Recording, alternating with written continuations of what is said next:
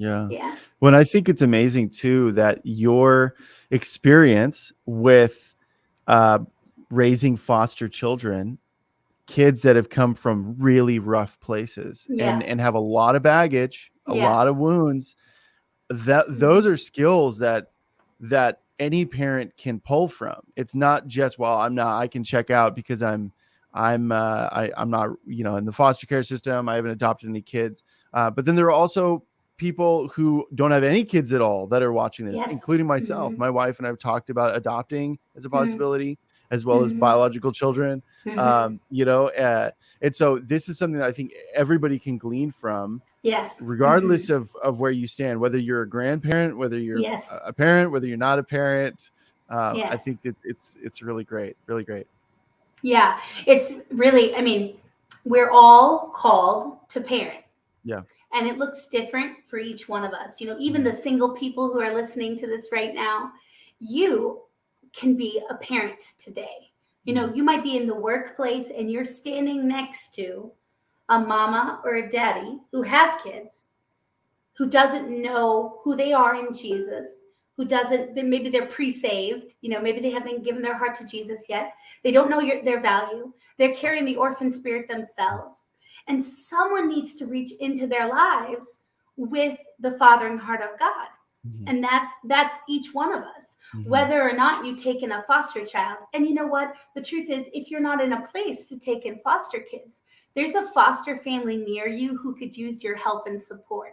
Who could use your love and your presence and maybe a babysitter, so that mom and dad can go out and go on a date, because the truth is that the divorce rate for foster families is much higher. Oh, wow. Than it is for the regular populace, because of the stress and challenge of raising children of trauma.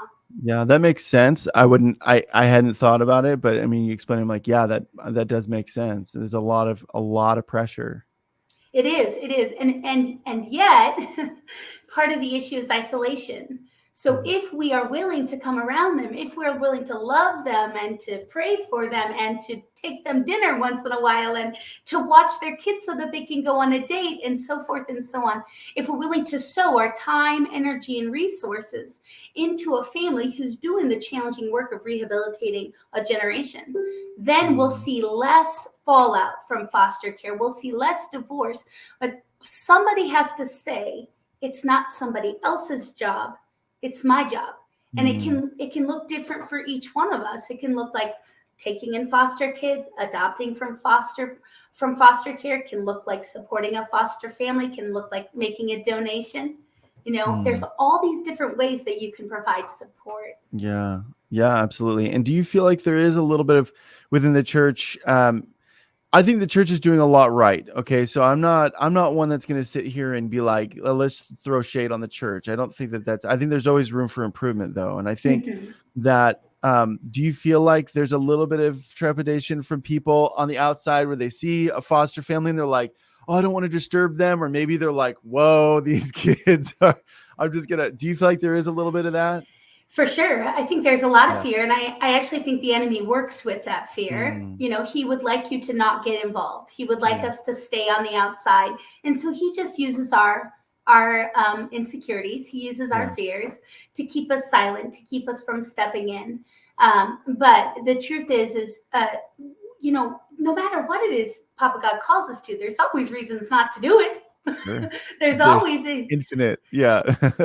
There's infinite excuses, right? Yeah. But we're just, as a foster family, coming from the inside, what we really need is to be championed.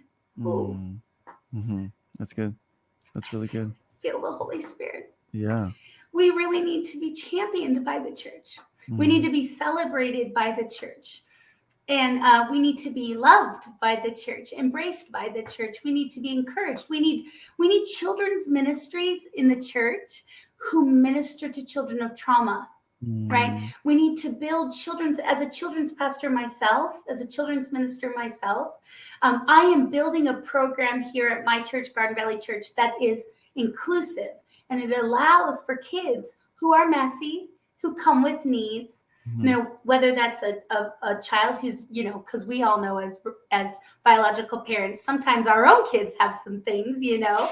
It's not just foster kids that have special needs. But we need to build an environment in the church where it's okay to be a little messy, you know, and embrace foster families, including maybe it's a little bit of an inconvenience. Yeah. You know what I mean?